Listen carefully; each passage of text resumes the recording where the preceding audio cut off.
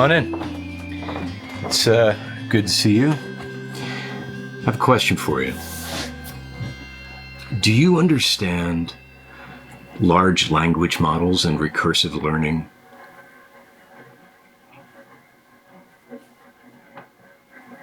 Yeah, okay, me neither. Like, at all, right? I every time I open my laptop these days or look at my phone, I'm like, oh, cool, here's an object that is already a gajillion times smarter than me and is becoming a bajillion times smarter by the nanosecond. And I literally struggle with Google Docs. For real. I'm making tea. Do you want tea? We live in a freaky time where the machines aren't just catching up anymore. They are now sprinting ahead at an exponential pace. I'm talking, of course, about AI. It's like writing poems. It's passing the bar. It's deep faking whole-ass human beings. I mean, realistically, here you go. How long before it starts just telling us what to see, what to hear, what to think? How long before it just swallows us whole? You know? And if I'm being honest, I don't even know what it is, really. Not really. So I guess my question is, what is AI and will it eat me?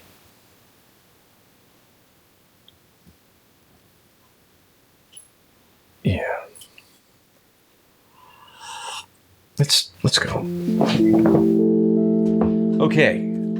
Today's guest is Paul Ford. This is a guy who has been patiently, heroically explaining technology to me for the better part of 30 years, and he has done this despite overwhelming evidence that I am simply not wired to understand it. I get lost. I lose focus. I ask the same questions over and over again without understanding. I get extremely easily frustrated. I was a very early adopter of MP3 technology, and I once ceremoniously smashed an MP3 player to death with a hammer because I felt that it had betrayed me. And Paul stood by me, concerned, probably, but unsurprised. Paul is also an author. He wrote the legendary What is Code? He is a former tech advisor for the Obama White House. And he's the co-founder of Postlight, and now a new AI startup called Aboard. But most importantly, he is a calm, patient, and brilliant friend who has walked me back from the precipice of digital despair more times than I can count. And he is here. Paul Ford. Steve! It's me. How are you? Can I come in? Later. You can come in later. But not After right I've now. shown value on the porch? Yes, you have to earn entrance into the clubhouse. But I'm sure that you will. Okay. It's lovely to see you. You look great, my friend. Thank you, my friends. Good to see you too. So you know why you're here. We want you to assuage my fear. We want you to assuage my anxiety about mostly about AI and mostly about this sort of exponential curve that we are all finding ourselves in, whether we understand it or not. So if it's okay with you, I'm going to ask you some very basic tech questions, as is our wont. Absolutely. I'm here to help. All right. So what is a computer and does it love me? A computer is, I once wrote that a computer is a clock with benefits. It's just a thing that it just turns the wheel. And every time it turns the wheel, a new little teeny tiny thing happens. But when you turn the wheel millions and millions of times per second, those little things add up. And you can add numbers, or you can put pictures on a screen, or you can browse the web. It's a machine for doing tiny things over and over and over again. The computer does not love you. Ouch. It's interesting that you describe a computer like mechanically. Weren't they mechanical? at first? Well, they were. Well, I mean, initially computers were people who just did math on a schedule, like in NASA. But no, they were mechanical. They are mechanical. It's just the mechanical part is sort of lots of little virtual switches flipping, like literally kind of light switches, but billions of them all at once. So, if you could flip a light switch like millions of times per second, you could be a computer. And how fun that would be. So it really is just yes, no, on, off. It really is just splitting binarily this way, that way, this way, that way, this way, that way, over and over and over again. I like the clock with benefits idea. That's from What is Code, yeah? That's right. Yeah. That's right. Well, you sort of set me up for that, which I greatly appreciate. Yeah, you're welcome. You're welcome, Paul.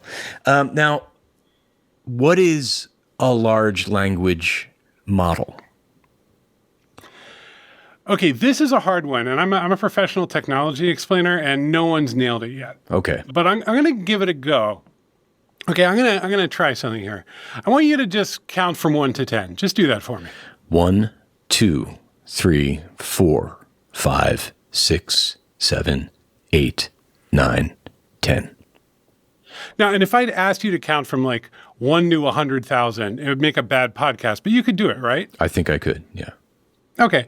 You are a computer in this moment. You have an algorithm and you're running it, and the algorithm is every time a number pops into my head, add 1 to that number and say the number out loud. That's what computers do. They're good at it, and they've done it for decades and decades and decades, and we kind of understand how this works. Now, you ask me the same question, but I will be an LLM. A large, you will play the part of a large language model. Okay. I am actually physically a large language model. All right. So I'm prompting you right now. Okay. Ask me the same question. Paul GTP, count from 1 to 10. That is a great question. You did a great job asking it.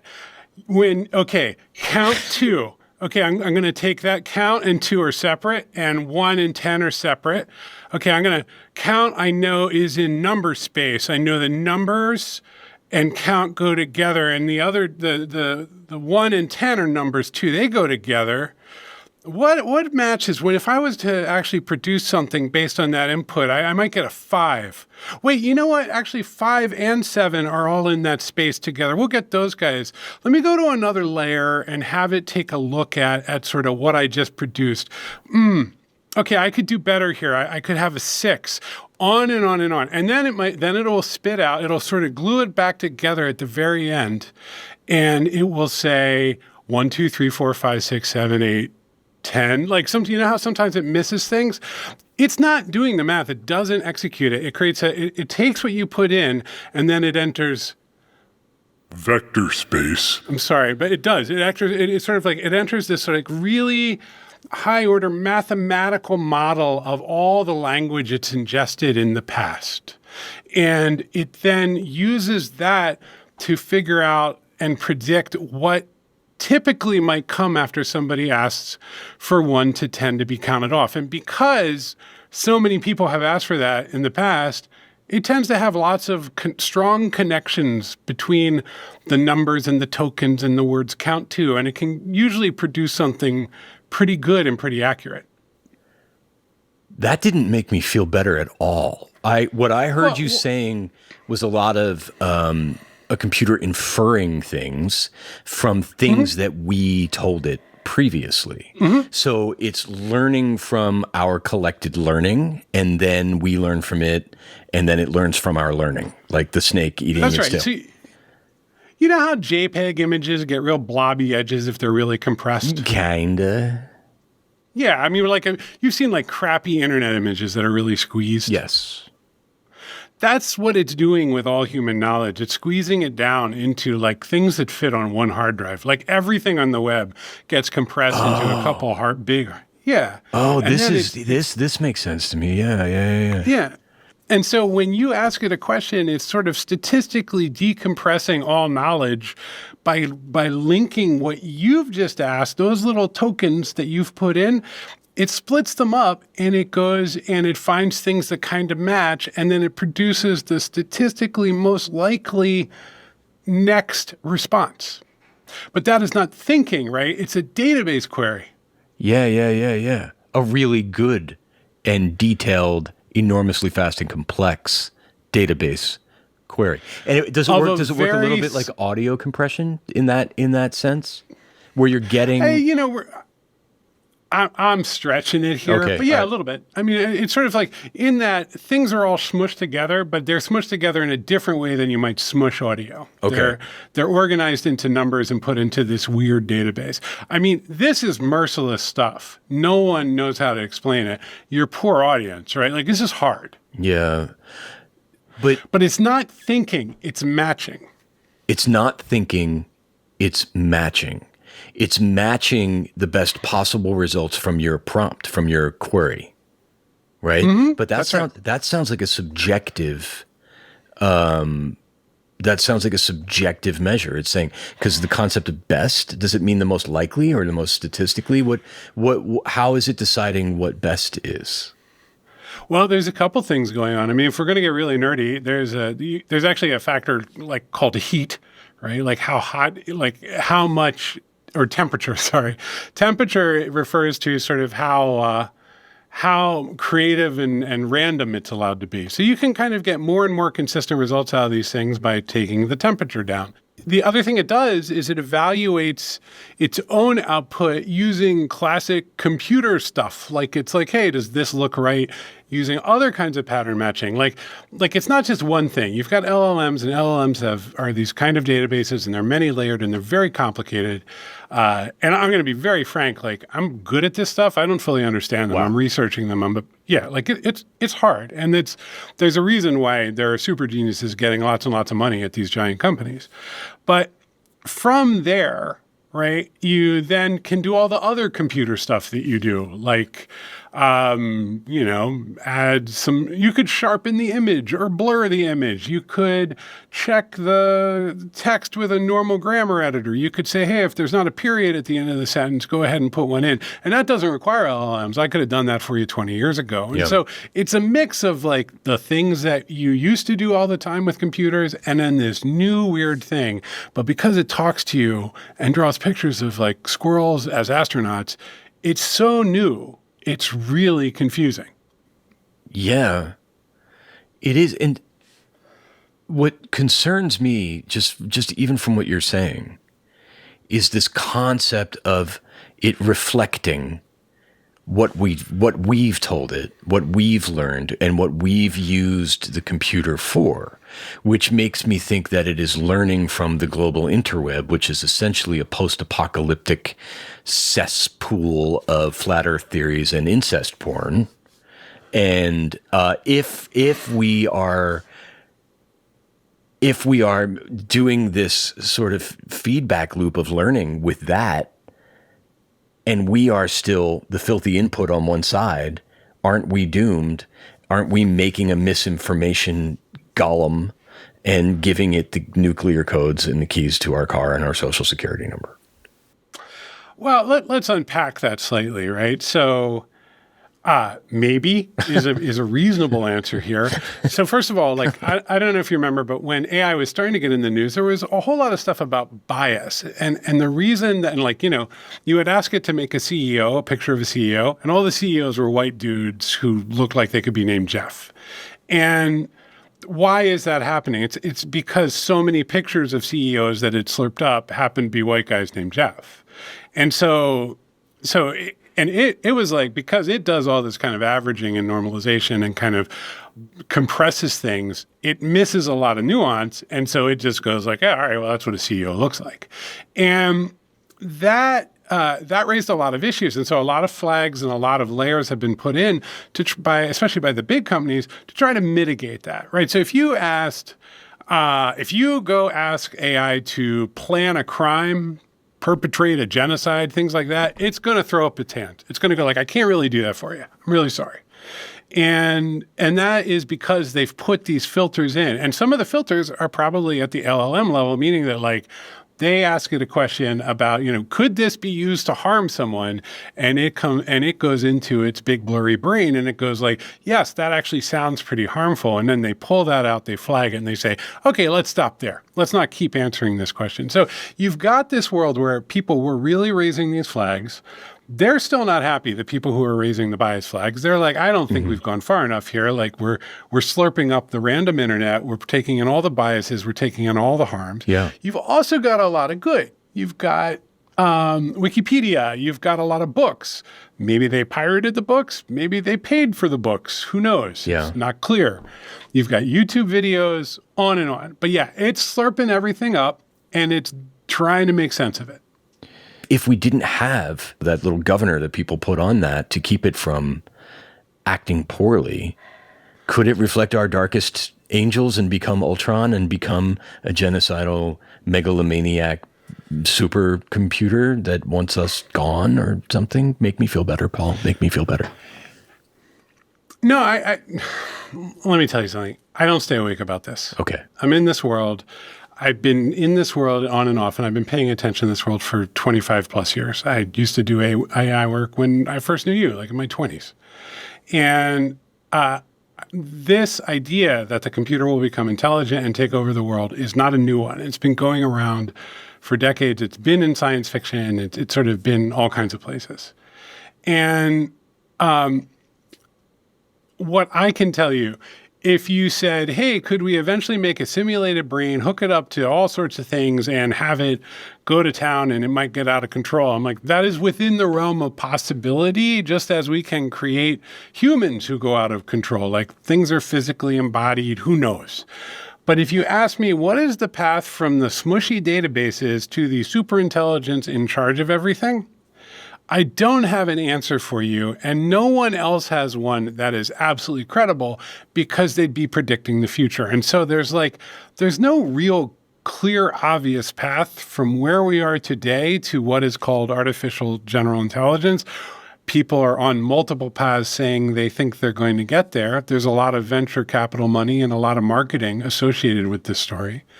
But I don't now, this is going to come out a little bit after we record it. So who knows? We could all be sheltering down as Skynet, lasers us. But I don't see the clear path. And we're decades in and the path, it turns out that humans are still very complicated and that we're kind of here accidentally, like evolution has kind of left us here.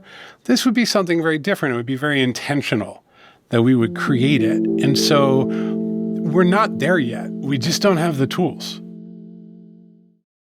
Okay, so wouldn't it be great if you could find stuff that you're looking for right away, like a parking spot or a pair of jeans that actually fit a short king, or the beginning of the roll of clear tape, that thing? Well, while you may never instantly find these things, if you're hiring, you can find qualified candidates right away, time and time again, with ZipRecruiter. And today you can try it for free at ZipRecruiter.com/alive. ZipRecruiter's got that powerful matching technology that works super fast to help you find top talent. It's really no wonder ZipRecruiter is rated #1 hiring site based on G2. Makes sense. So if you want to know right away how many qualified candidates are in your area, look no further than ZipRecruiter. 4 out of 5 employers who post on ZipRecruiter get a quality candidate within the first day. And right now you can try it for free at ZipRecruiter.com/alive. Again, that's ZipRecruiter.com/alive. ZipRecruiter, the smartest way to hire. So a couple of years ago, I got signed up for 1 million Comic-Cons, and I didn't really know what to expect. I just kind of imagined an endless sea of Funko Pops and a line of stormtroopers waiting to go to the bathroom, which, okay, isn't wrong. But what I didn't expect was this warm, supportive community full of people just getting deeply, unapologetically weird, and no one drags you for it. In fact, everyone is celebrating you for it. These places are really special and really, really, really cool. Now imagine that on a boat Yes, I'm talking about Comic-Con The Cruise. From January 30th to February 3rd, 2026, sail from Tampa to Nassau on the Celebrity Constellation. It's 4 days at sea. You can meet and hang out with fan-favorite celebs, enjoy one-of-a-kind intimate experiences you can't find at other conventions, and you can skip all the lines that the landlubbers have to deal with. There's theme nights, cosplay, artist alley, which is always my favorite, panels, workshops, late-night conversations, parties. It's a big floating community where you can totally be yourself. Food, accommodation, entertainment are included. The only thing you have to do is show up, have fun, and be yourself with your people. Check out the 2026 talent lineup, including host Felicia Day and a slew of creators celebrating fantasy, sci-fi, and more. Head to comicconthecruise.com/alive to learn more and book your cabin. And don't forget to use code ALIVE for $250 off per cabin on new reservations. Comic-Con The Cruise, the ultimate fan adventure. Okay. So you don't think the hype is real right now? You know, I think that an amazing and wonderful new technology popped up that no one ever expected. See, that's what frightens me, man. You know, it's this idea that it's a little conflagration, you know, and everyone's like, "Ooh, we've made fire. Look at us, we've made fire." And will it burn us down? You know, it seems like a thing that could spin out of control. I mean, you said earlier, could it have all of this nefarious will one day and become a genocidal super robot that wants to destroy the world? You said, yeah, it kind of could, just like a person kind of could. But a person couldn't contain all of the collective wisdom of all of humanity at the same time while it wants to do that. A person couldn't think that quickly. A person wouldn't have these supernatural seeming abilities that an AI would. There are many people who are really, really worried about this. They tend to be on the younger side and live in San Francisco. Yes, I just can't make myself worry about it. Okay. I get where you're coming from. I get why you've heard about this. Everybody has. But when I look at where we are and what computers can do today and where we would need to get and the safeguards that would need to fail in order for that to happen and unlock, and the kind of agency that the machine would need and the kind of guardrails it would have to be something really intentional. Right? It would have to be like somebody saying, unleash the hounds, and the hounds are, I have an enormous set of computers all ready to go, and we're going to hack into all the systems, and we're going to like really mess up the world. And you're into kind of like bad Mission Impossible territory at this point. Like it's just, there's reasons that isn't real. It makes a very clear story, but it just doesn't line up with how the world works, where people can get resources and what can come together.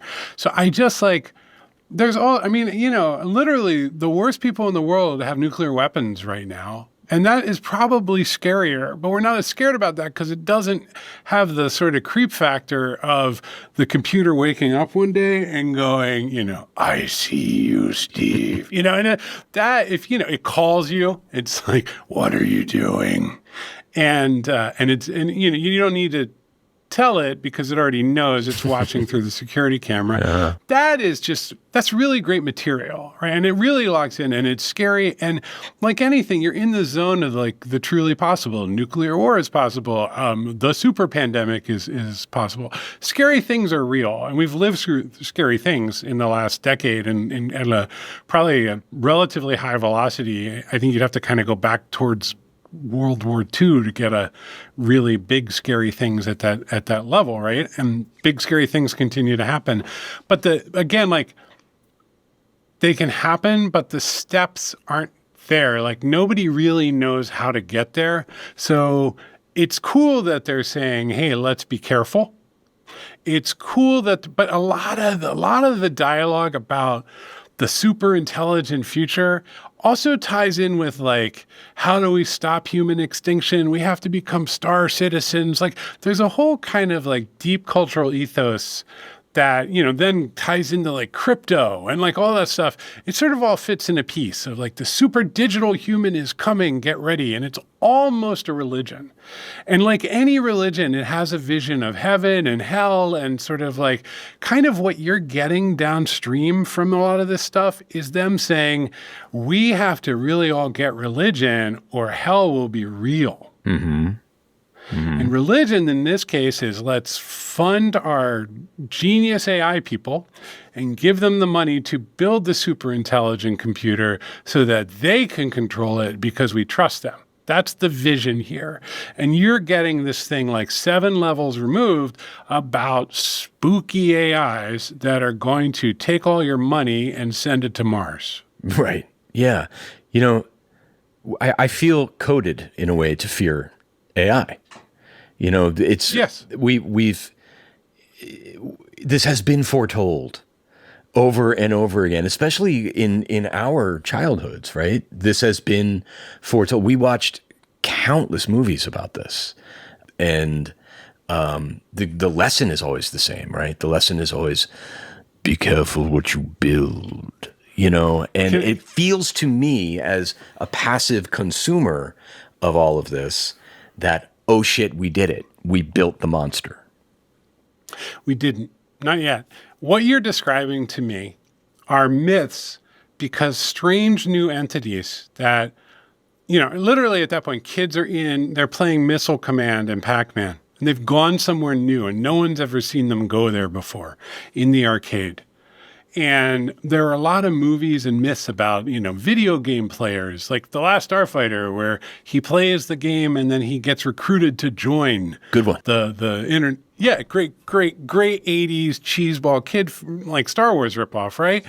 And so we're watching these things because we needed myths to understand the change that was showing up. Like your bank account is this number and you don't go to the teller anymore. You go to a machine and the machine says put stuff in and now it's an ATM and you don't need humans. And that's weird, right? You're living in the 80s and that stuff is strange and you need stories that people can understand. And they're sort of, and the stories they're Hollywood stories. They get wacky. And so you are downstream of that. And then you are seeing this new thing that shows up and the interface to it, it was a blobby database. This technology's been around for decades, frankly. And then around 2014 or so, people were like, hey, if we do it this way, we get really interesting results. We can use them for all sorts of things. And then in particular, Sam Altman and OpenAI strapped chat to it. They're like, what if we use chat as the interface? Yeah. To this GPT thing, and that's ChatGPT. And version 3 started kind of chatting. And because it was doing the things we described before, the statistical stuff. And boom, it seems human. And I think everybody saw that. And you got to understand the incentive structure here. Everyone is really excited by this. They've never seen it before. It's a novel new technology doing things no one has seen. There is money pouring in. Altman is the single best connected person in Silicon Valley. He seems like a relatively young, sort of like kind of sweet, goofy guy, but he's at the absolute center of all of venture capital, all of that world. And he has the best story to tell. Mm-hmm. And he's always been very motivated by creating artificial intelligence. He sees it as his destiny. And so you put all those things together and you think about the stories he starts to tell himself about why he's here, what he should do next, what it all means, okay? At the same time, you've got, I'm going to give you, we're going to go in the weeds for 10 seconds, but if you look at what the big AI companies are doing that are talking a lot about artificial intelligence and artificial general intelligence, and then you contrast that with what the giant platform multi-trillion-dollar companies are doing, like Apple and Google and also Microsoft, Apple and Google and Microsoft are saying this is a product, and Apple in particular, this is going to kind of live on your phone. We'll have a server version. It'll be really easy to build with. You can have lots of apps with AI involved. They're not waiting. They're not saying we better don't even bother because the artificial intelligence is coming. The multi-trillion-dollar Tim Cook-led Apple is saying, this is a cool tool, and we're going to bring it into our giant world where it will be one of many things that you use to do computer stuff. And we'll clean it up. We'll make it tidy. We're going to only index wholesome things. ethically. They say this, and it's going to be nice for you. You're not going to have all this scary stuff. You'll just be able to use this as a tool, right? And so, okay, contrast that to the people saying that the star baby is being born on NVIDIA server racks. Which one do you want to believe, the giant capitalist platform company that is making choices for its shareholders, or do you want to believe the pseudo-religious but very, very successful LLM builders over here? It's a choice. You don't have to choose one or the other. You could choose neither. You could say this is all really bad and we should put it back in the box. What do you choose? Where do you fall on that? Where do you land? I'll tell you what I love about this. Software, I love software. I love it. I'm a big nerd. You've known this about me forever. Yes. I used to carry around programming books even into my 20s. Yeah, it was bad. I should have known better. It was rough. Took me a long time to get married. but you did great. Everything worked out just fine, but it might have taken me a little bit longer because I loved the computer too. And so basically, I'm at a point where I can do something for somebody at 20% of the cost that it used to be. Much, much, much, much faster, because AI can do so much of the Lego assembly work, and it can get stuff on the screen that works a lot faster. And so there's a lot of talk about jobs going away, but I think there's this other future where everybody gets their thing. If you sit down and you go, I need a better tool for managing the questions that I'm asking these guests on my podcast, you can have that. You need I want to track dog walking. So all these things that software, you have to go find a specific app. And if it didn't exist, you were out of luck.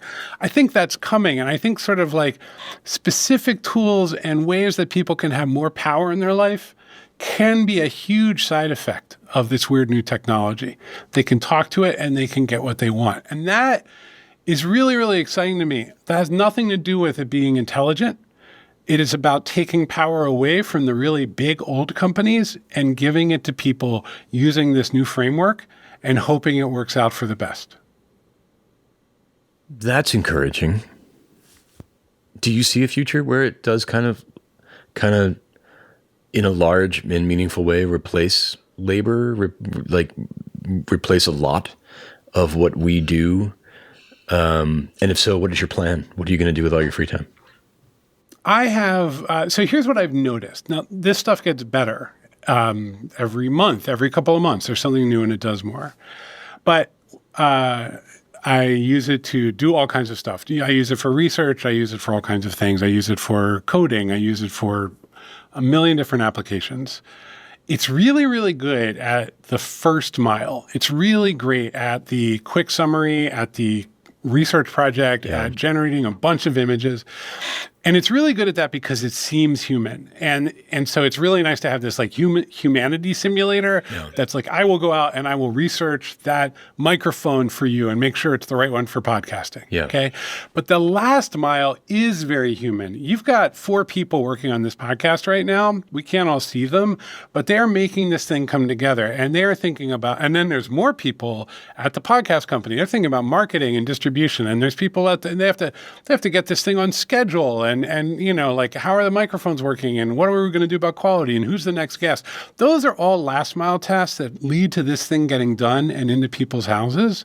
AI can help with the sort of coordination parts, but it's not good at that assembly because it's not human. It doesn't know what the final product is. It's really bad a lot of times at debugging code. Sometimes it's great at it, but it doesn't know what the code is really supposed to be because it can only do those weird queries. And so you're kind of in this, it keeps surprising you because it seems so human, and then you get kind of used to it, and then you sort of get bored because it does the same thing over and over. And now if the same thing happens to be, I really need to have a summary of what the news is about this given subject every day across 5 newspapers, it's great. Yep. Really, really works well. But and it can even kind of draw some conclusions. It can be useful. But that last bit where you're doing the thinking or you're making the decision, it can come up with ideas. It can be weird and seem kind of creative. But that last mile is still there. So if your labor is with that first mile, if you are a professional news summarizer, that's not great. Just not great right now. Because whether for better or for worse, no matter how much craft you have, everybody is saying, I could do without that. I can just do that with a bot. But if you are closer to the last mile, you're much harder to replace, even if you're getting coffee for somebody. So like, if I was a professional podcast summarizer, not great. It can eat the transcripts and summarize. I would try to get as close to your house as I could, even if I was like getting coffee and doing basic stuff, because that's where the work and labor is going to be in the future. I can learn how the last mile works. That would be the advice I would give. Look for where things actually go into the world and stand as close to that as possible. You don't want to be one of like 30 fund analysts at a big bank. Right. I hear what you're saying. And I even in my casual use of AI, I can see that last 5% is where it kind of ceases to be amazing. You know, there is something missing. There's no ghost in the machine at the end. Right. And I get that. But isn't that just a question of yet?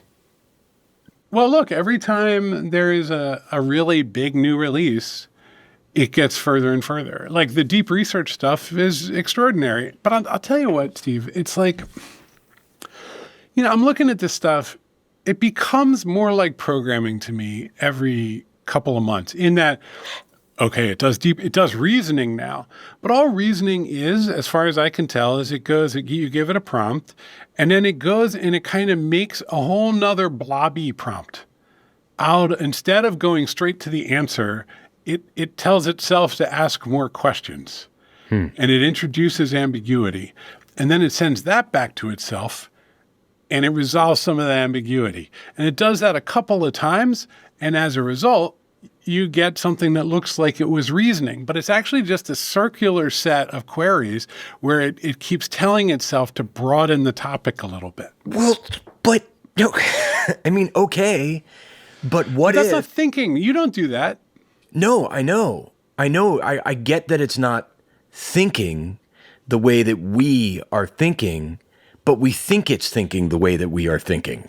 And then it just becomes about how we're using it and how much we trust this as actual thought.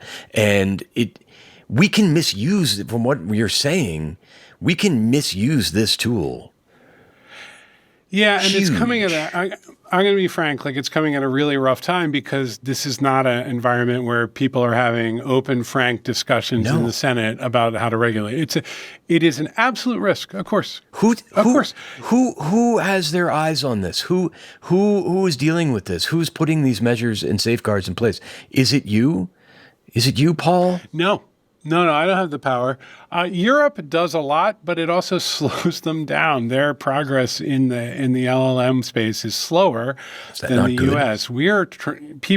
It's very interesting because, like, in general, OpenAI is relatively anti-regulation. It used to be pro-regulation. The Anthropic, which makes Claude, far more pro-regulation. Kind of they're the number two, but the CEO of Anthropic is still like a true believer, but he's way more likely to be like, hey, we got to actually have some conversations about this stuff. Yeah. It's a lot trickier than anyone expected. So there are different voices, but there is definitely a sense of like no adults in charge in our country right now, right? Bro. And this is yet another thing that's showed up that needs adult supervision, and who knows? There's a lot of books about it. There's a lot of discussion about it, a lot of stories, a lot of things coming up, but I don't know when the rubber hits the road. And there is another reason for concern. This is the fastest growing product, I think, probably ever. Like hundreds of millions of people in very little time. It grew faster than social media. It's just amazing what it does, and everybody loves it. And students are using it and not doing anything. They can't believe they have to actually write a term paper. They won't do it. You know, there's sort of like, it is a pretty big cultural slap across the face. All of those are real concerns, but those are about people not being able to get it together. Yes. Over time, we often get it together. That is different than a robot taking over. Yeah. People not getting it together is a different problem that we do tend to solve over the horizon of 50 to 200 years. Okay, so our learning curve for AI is not even going to come close to matching its exponential singularity style flip out that it's about to do. Okay, I'm getting scared. You just nailed the real issue. Okay? Yeah. It's not that it's going to take over. It's that we can't adapt. We just don't have it. No, and I worry about how we're going to use this. I'm hearing what you're saying, honestly, about how this is not exactly thinking. This is not sentience, right? This is a different thing. But that's not the way, almost no one who's using this technology is thinking about it that way. They're saying, what can it do for me? How can I drive through ChatGPT McDonald's and arrive on the other side with valuable information, if not a worldview and advice? And it's not just going to be facts. It's going to be, how can you resolve the problems of my spirit? How can you resolve my anxiety? We're going to look at this like an oracle eventually. It's getting very dangerous that way, because there are people who, if they have a sort of emotional breakdown or disorder, and they ask it to can you please explain the connection between the constellation Orion and why my mother barks like a dog? It will do it. It'll just it'll tell them the story they want to hear about how they are chosen by God or things like that. Yes, because it's a mirror, right? It's a mirror of all human consciousness as it was expressed through text and video transcripts, slurped into a smushy database, and then it gets pulled back out and turned into something that looks like the smartest wizard ever. We are not ready, but we are here and we have to learn. So you're having this conversation with me. I stopped my career. We stopped our product. And we spent 4 or 5 months, my partner and I and our head of engineering, just working every day for hours with Claude and ChatGPT until we understood how we were going to react to this change. It changed everything about our industry. And that's coming for everybody, and they don't have the time and they don't have the background. And I really feel for them. And as you saw, it's hard to explain. There's so many moving pieces, and there are very few people who are kind of on the side of the regular knucklehead out there. God bless, I don't know what it's like. Imagine what it's like when somebody tries to have this conversation on Joe Rogan. Yeah, I can. So it's getting cold. Air's getting kind of windy and dry and brittle, and I heat my house mostly with this thing right here, and that really dries the air out too. And I do notice it on my skin most of the time. It tends to dry out and get cracky and stuff, but not anymore, really, because I started using OneSkin. This stuff right here, OS1 Face, the Essential Moisturizer, I believe this is their most popular product, and I gotta say, it works. Right? I've been using it for a couple weeks now, and I think my skin looks pretty good. I'm feeling a little bit like a snack baby girl. Yeah. And I've also tried, this is the other one I like, OS1 Eye Topical Supplement, because I get these bags under my eyes because I'm Italian. And this stuff also really seems to help. Their products are awesome, and they're backed by 5 published clinical studies, and they have over 10,000 5-star reviews. I would like to have 10,000 5-star reviews. It's all about their OS1 patented peptide. It's the first ingredient to target senescent cells, which I didn't know what those were, but they are in fact the root cause of wrinkles and loss of elasticity. All right? So anything I can do to fight back at age 52, I will. So this season, don't just moisturize, support your skin at the cellular level with OneSkin. For a limited time, you can try OneSkin with 15% off using code ALIVE at oneskin.co. That's 15% off oneskin.co with code ALIVE. And after your purchase, they will ask you where you heard about them. Please support our show and tell them we sent you. Try OneSkin today.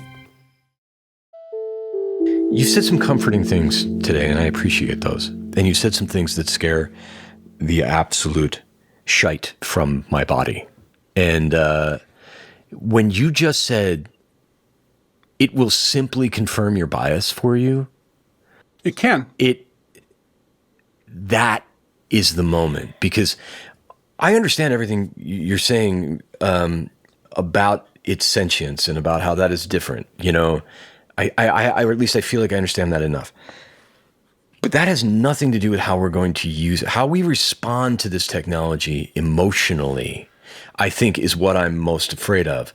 And if we view it as an oracle with a superhuman, intergalactic, supernatural, nearly divine level of information and trust it as such, and we're using it in our current polarized shit show to confirm our biases, dear God.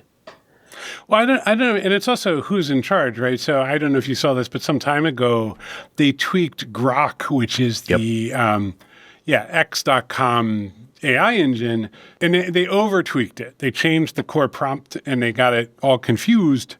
I'm being metaphorical. It doesn't think or have a personality. It's just following instructions that people put in. And it just sort of responded to everything with like, hey, there's a lot of real valid questions about the white genocide. And just sort of like, it got really into like weird white supremacist stuff and then would write haiku about it. Yeah, and it was bad stuff. It was bad stuff. So what you realize is like, we're counting on a lot. We're counting on these big orgs to kind of like have good, healthy filters. I think we know that Elon Musk is really going in a lot of different directions. And so I wouldn't use that product to build something because it's too sketchy when they can do stuff like that. But yeah, like no one is, I hate to say it because the changes are coming now, but it's decades, maybe longer, before we can fully metabolize this change. And what everybody's saying is like, no, actually the robot will become intelligent before that. You don't have to worry about it, which always reminds me of people. Literally, a lot of fundamentalist Christians don't say like, don't worry about global warming because Christ is coming back. Right? And it's sort of like, no, I know. Look, I'm here with you, but we're in this together. You know, like it's Thank not. you, Paul. I want to. We're in this together. I do want to say that. Like I and my partner, we've built a tool that will help people have their software easily.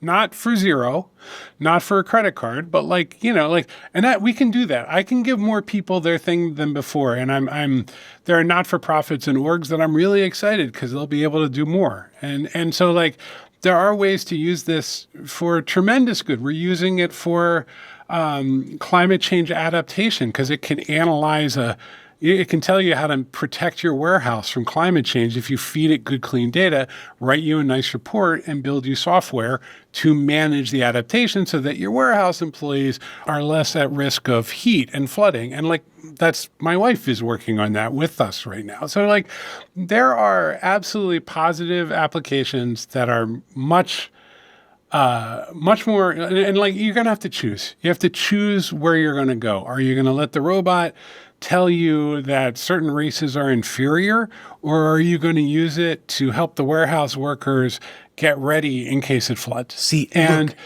go ahead. Sorry. No, that's on us. That's on us, unfortunately. And us is not doing so good right now. Yeah, I mean, I believe you. I trust you. I know you. I know you to be an altruistic, kind-hearted Paul. You know, That's my brand. Yes, and I'm sure that a board is doing that, right? Sure. But when you say it's a choice, not everyone's going to choose to use it that way. I guess my question to you is how much do we need to know? Me. Right? Do you remember the Diamond Rio MP3 player story that I referenced? Oh, you smashed that thing. I did, because it betrayed me, Paul. It didn't work, and it lied, and it didn't work. It said it would work, and it didn't work. And I became so frustrated with it because I couldn't understand how to make it work. But I wanted that technology in my life, you know? You also had some undiagnosed issues at that time. So it's a little more complicated than you just spiraling into rage and smashing an MP3 player. But you did do that. That is true. I remember it quite well. But my point is like someone like me who is sort of really desperate almost to incorporate cool new technology into their lives. How much does an ordinary person need to understand about large language models or AI in order to use it safely? Unfortunately, right now, a lot. And so let's reduce it to one simple principle, which is don't trust. And what I mean is only use it for things where you can verify, where you can figure out what's really going on, where you can at least do some spot checks. It will continue to make things up and hallucinate because it doesn't know what's real or not. It'll make up websites and URLs and stories. It's better than it used to be. It has limits. You have to learn what those limits are. This is hard. I don't think no one expected this level of adoption this quickly. No, the product, and sort of by the rules of the computer industry, it doesn't really work. Like stuff breaks and stuff doesn't make sense and so on. Like, if Windows used to crash, that was a big deal and they had to fix it. And here it's like they just release stuff and it does whatever the hell it wants and it tells you things and they're like, yeah, wild, isn't it? So you are living in a frontier. You are not protected, caveat emptor, and just don't trust. Don't trust these things. Don't trust them with your health. They actually don't deliver. They seem to deliver really good medical advice. Don't trust them with your nutrition. Don't trust them to guide you on relationships and so on. Let them give you ideas that you then go and explore. And I know how much everyone would rather lie on the sofa with a cognitive remote control and let this thing just spoon stuff into your brain. I've done it too. But it doesn't really work, and you will be one of the weird, confused ChatGPT brains out there as opposed to someone who can make good, clear, informed decisions. Like, don't ask it about your birth control. Don't ask it about what to wear. Or do, but then go frickin' find the source. Follow the source. And it's so powerful because it seems human. And it also, you are the human though. And when you give that up, when you say, okay, it must be right because it showed up in a computer screen and it had words, you're really giving up something really fundamental and you shouldn't. That will make you a lesser person. So don't do it. Okay. I mean, I feel better about the technology itself. I think I feel worse about our capacity to assign all of the attendant dysfunctions of consciousness that we have to it. And Steve, we can't get a break, man. Like we it's just as we okay, social media, boy, that's a lot. Whoa, it's really messing up the globe. Hey, hold on a minute, slow down there. Trump. Oh my God. Okay, well, okay, now we got to back up. Nope, Trump again. Like just Facebook, X. Like you can't get done. Okay, but now we're starting to figure it out. Nope, AI. Like you just can't get cognitively. We need a break. We need 10 years off, and there's no chance. We're more likely to get war than a break. And so we got to figure out how to be resilient in the face of this much change. We have to figure out how to listen and learn and understand what's going on.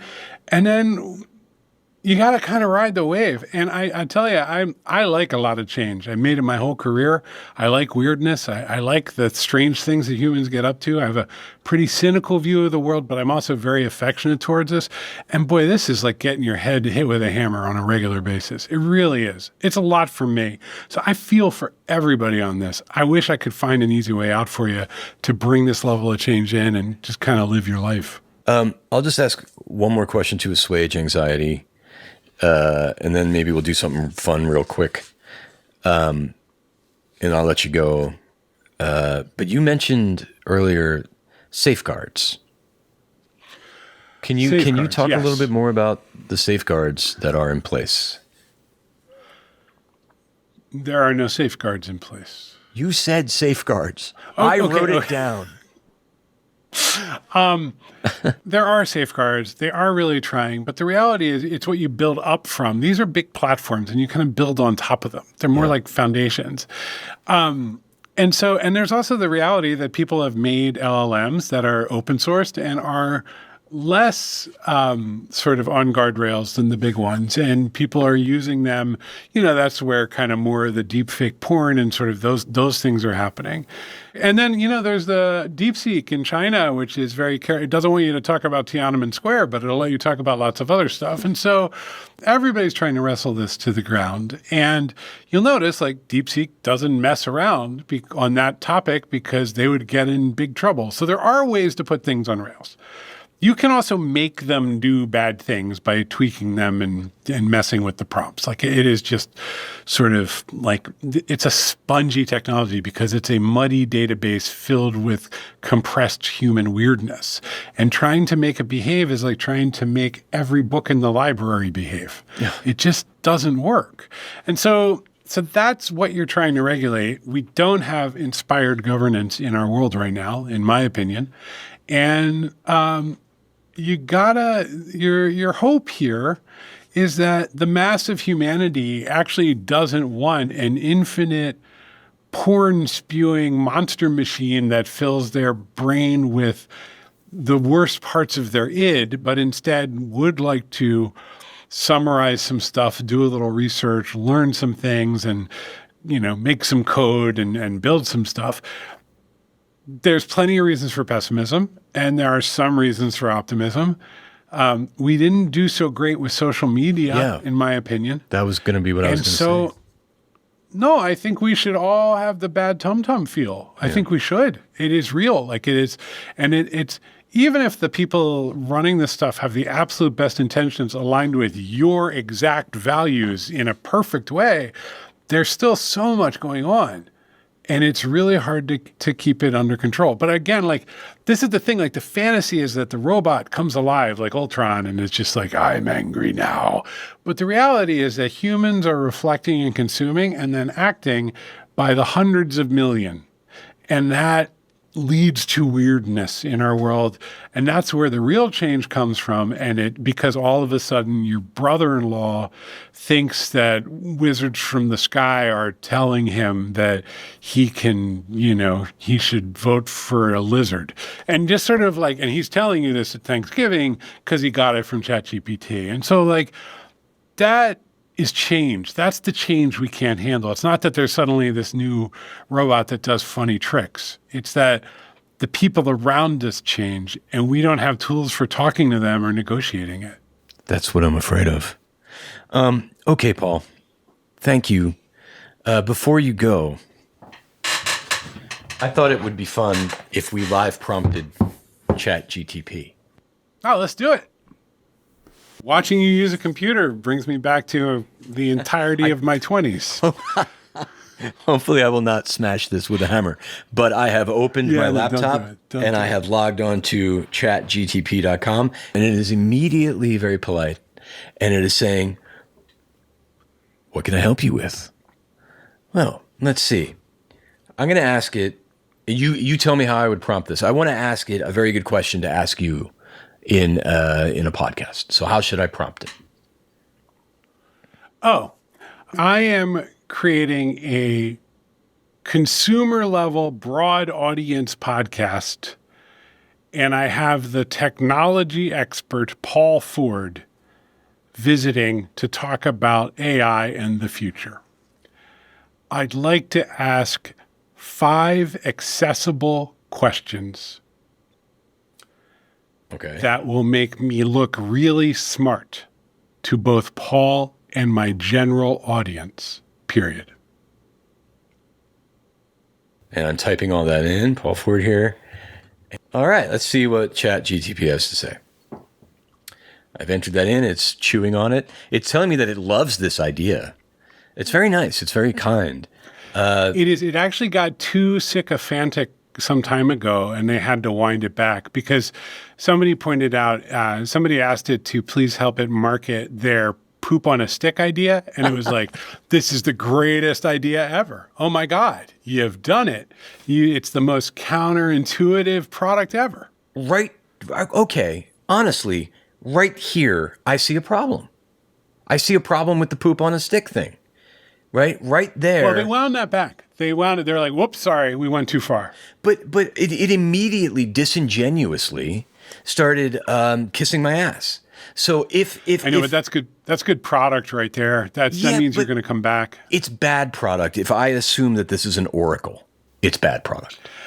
The worst thing about these things is that they keep simulating humans. If they could just be a little more robot-y and like a little more like, click the icon, I think it would really help people, but they talk like people. I think you're right. All right. Here are 5 questions that should impress both Paul and your listeners, says Chat. Okay, let's see. I'm going to use an NPR voice for these as I read them. Paul, do you think it's already good. Paul, do you think we're mistaking fluency for understanding when it comes to AI? Just because it can generate language so smoothly, does that fool us into thinking it knows something, or even that it's thinking? I basically ask you these questions, but just not as well. No, it actually really sounded pretty smart when it did it. Yeah. Yeah. Okay. Yeah. But I feel like we covered that one. Is AI accelerating our culture's existing problems with certainty, making us more confident in answers that are actually just well-packaged guesses? That is my exact question to you, actually. Thank you, Chat. That is kind of what I've been trying to get to.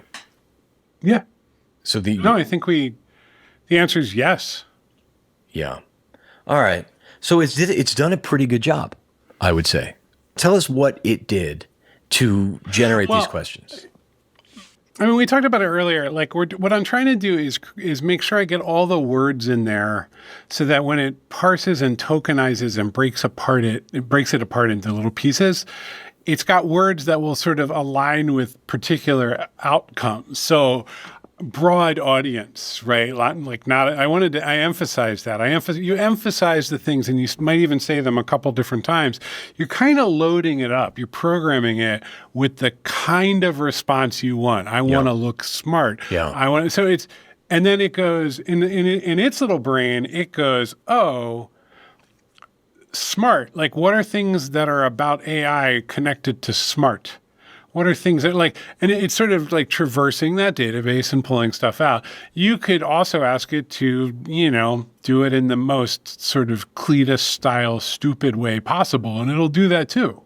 Go for it. That was obviously just literally all you have to say now is, can you ask the same questions but only in 1-syllable words? Great. This is where I was hoping we were going to go, Paul. Okay, so now I am asking. Ask the same questions using only 1 syllable. This is great. First of all, it's kissing my butt again, which I don't like. I don't like all of this unnecessary, unsolicited affirmation, which if I'm treating this as an oracle, I will interpret as being on the right path, or that I truly have a great idea. Right. Well, you know what you wanted to do? You wanted to, I would prefer if it would sort of show me kind of, here's what I did. I think this will be useful to you for these 3 reasons. Here's the response, right? Like, I'd love a little dashboard as opposed to this endless stream of conversation. Yeah. I'm already seeing a problem with that. All right. It's saying, you want it to be more computery. Go ahead. I think I do. I think I want it to be more of a tool and less than a friend. Anyway, so what it's saying is, ooh, it wrote that. What a fun and brain-bendy challenge. Let's rework those same big ideas into clean 1-syllable word questions. Here we go. When AI talks smooth, do we think it knows more than it does? Not bad. We want AI to match our core good, but do we all share the same one? Decent. Okay. If flaws make us, what do we lose when we build tools that can't slip up? Oh, I see what it's asking. All right. Well, that was really it, just doing sort of like a grammar puzzle or something.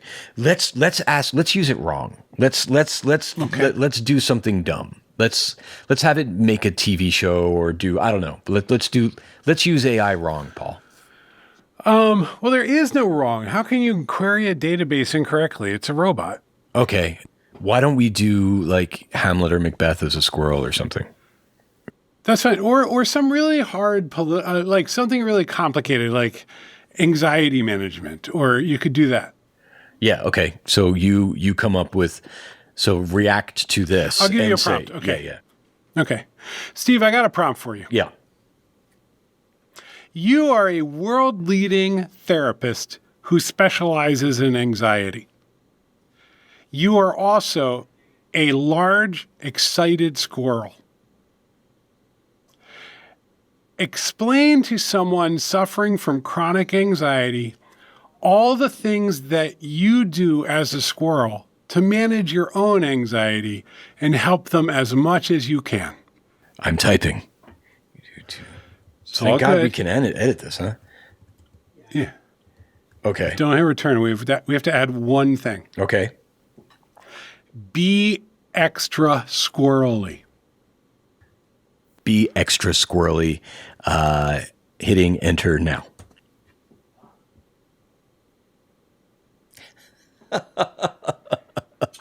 Okay. Hello, friend. I'm Dr. Nutters, licensed therapist, board certified in anxiety management, and yes, a rather large and kindly squirrel. Thank you for noticing my tail. I groom it daily. I see you're feeling anxious. That's okay. So do I, all the time. Let me share my best squirrel-approved tips for handling it. Acorn emoji and a number 1. I gather nuts before I panic. When I start to feel that tight chest, fast heart, tail quiver feeling, I pause and ask, what's real right now? What do I need for this moment? Like how I stash acorns in 47 different spots just in case. I make little lists of what I can do now. Small, nut-sized tasks. Breathe slow. Stretch my paws. Sip water. Number 2, I scamper to a high branch to get perspective. I mean, look, it's magical, right? Well, this is delightful. Why don't we just use AI for this all of the time? Here's what it is. Here's what's going on, okay? It's a wonderful translation engine, like literally language to language, but idea to idea. You give it an idea and you say, do it as this. You give it a really big pile of text and you say, turn this into bullet points, or turn this into bullet points, but pretend to be a squirrel, or whatever. You can catch your own interest and teach yourself really things that you have a lot of trouble focusing on. Like you just engaged with anxiety content like that because it's in the voice of a silly squirrel and you went straight to it. And at the same time, as I'm listening to it, it's like, right, get perspective. Oh, squirrels are kind of anxious. They hide all those acorns, right? Like suddenly you're going from one way of thinking about the world to another way of thinking about the world. And you would never have done this. You would never have sat down and been like, I'll be anxiety squirrel. So it's a way to explore and understand different ways of looking at and perceiving things by translating from one format to another. And you can translate from a language, from a computer language to another computer language, from a perspective to a perspective. One of the things I really like to do is like, how would X see this? How would certain philosophers understand the movie Empire Strikes Back? And it won't nail it down. It's not as good as a college professor doing the same exercise, but it'll just give you a way to see and understand the language and kind of what's going on over there. I understand Empire Strikes Back. I've probably seen it 10 times in my life. I don't understand Hegelianism, but I can ask how Hegel might see it and what he would think about the Death Star. And suddenly I have at least a little perspective. Even if it's not like, I wouldn't bet the farm on it, but I have a little perspective on what that philosophy is because it's contrasted with something I do understand. And so that's a power tool. We focus on so many aspects of this thing because it seems human and because it can do bad things or it could do bad things. But it really is a kind of cognitive power tool if used well. Interesting. Can we ask Yoda? Can we ask Yoda to explain the dangers? Sexual health. No, ask Yoda to explain sexual health. No. Do it, Steve. No. Yes. No. Let's ask Yoda I don't know. What's the question we should ask Yoda, Paul? Let's ask Yoda something. Let's ask Yoda something that Yoda would never typically be asked, like about automotive repair or recipes. Ask Yoda about how to make the best brownie. You are Yoda. Please tell me the best brownie recipe. Make sure it's very clear that you are Yoda.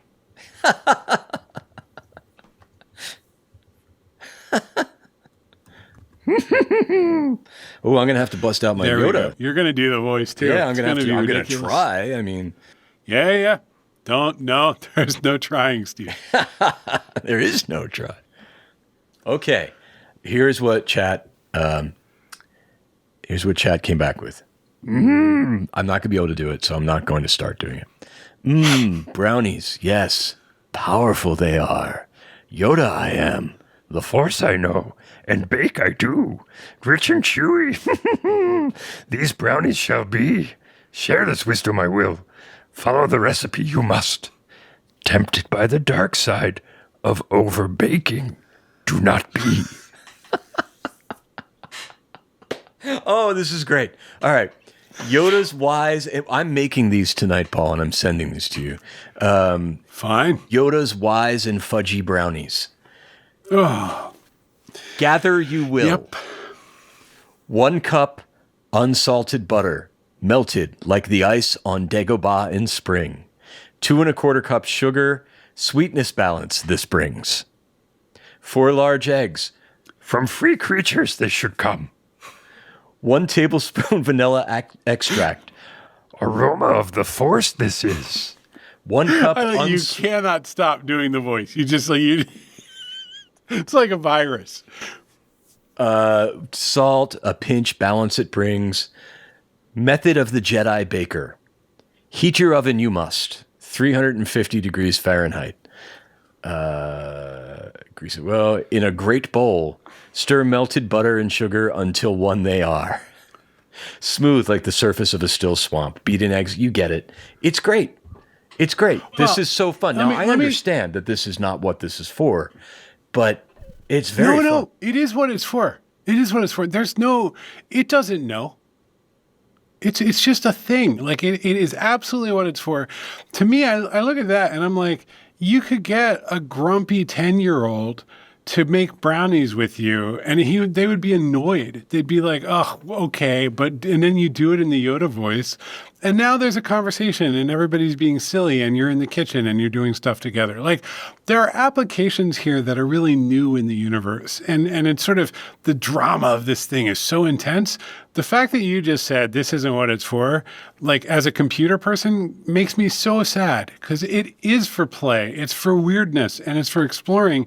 And if we were a little more open to that and less worried about trying to use it to like get our master's degree, I think we'd be less scared of it and it would feel less oppressive. And that's a great use for it. Like, and then you actually should cross-reference that with a real brownie recipe. But then again, there's also common sense. Like if it says like, pour a gallon of cyanide into this, like don't, but a pinch of salt.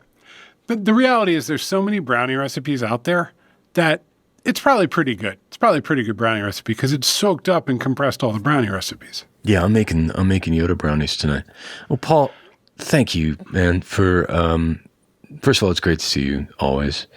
And you scared the hell out of me.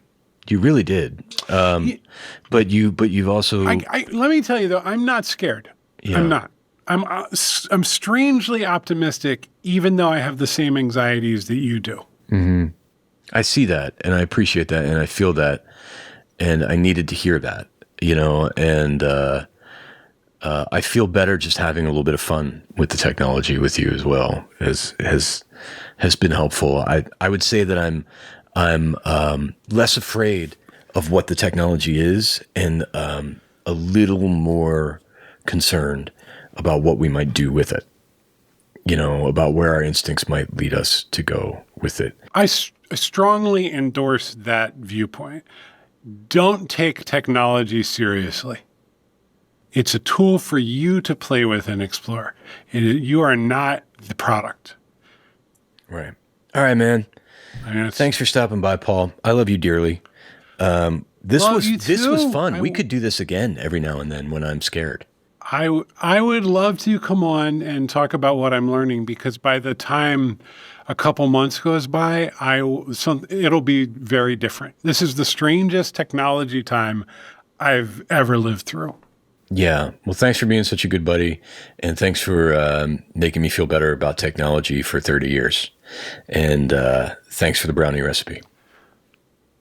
Anytime, beloved. I'll see you soon. All right, man. Bye, Paul. Bye. Okay. I would say that I have a better understanding of the technology of AI, for sure. I like that he called it compressed human weirdness. That makes sense to me. I was alarmed when he said that there are no guardrails. That freaked me out. And I guess that means that it's up to us,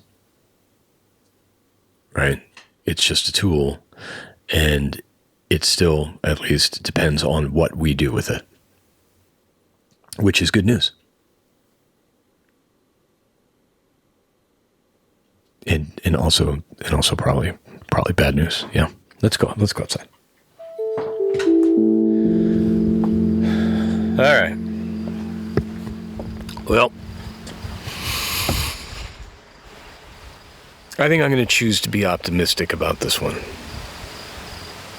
I mean, Paul is. It's an interesting question, though.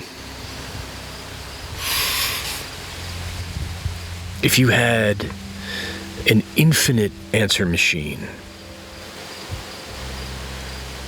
what would you ask it?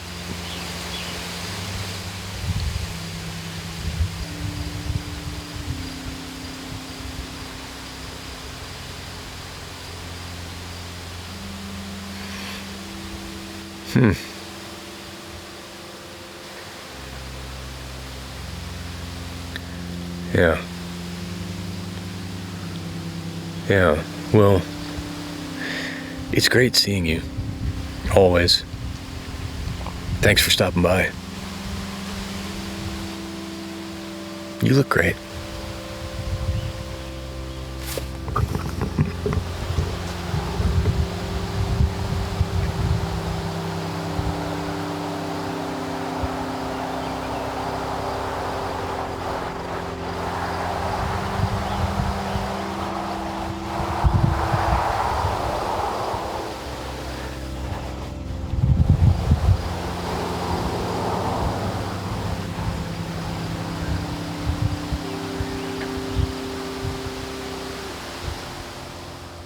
Alive with Steve Burns is a Lemonada Media original. If you haven't subscribed to Lemonada Premium yet, now's the perfect time.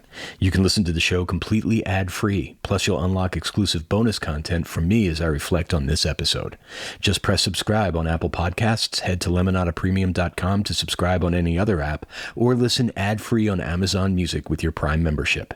That's lemonadapremium.com. Alive is hosted by me, Steve Burns, and produced by Jeremy Slutskin. Our editor is Christopher Champion Morgan. Our associate producer is Akshaz Tharabailu. Audio engineering by James Sparber. Lemonada's SVP of weekly programming is Steve Nelson. Executive producers are Jessica Cordova-Kramer, Stephanie Whittles-Wax, and me. We'll see you next week. And you look great, by the way.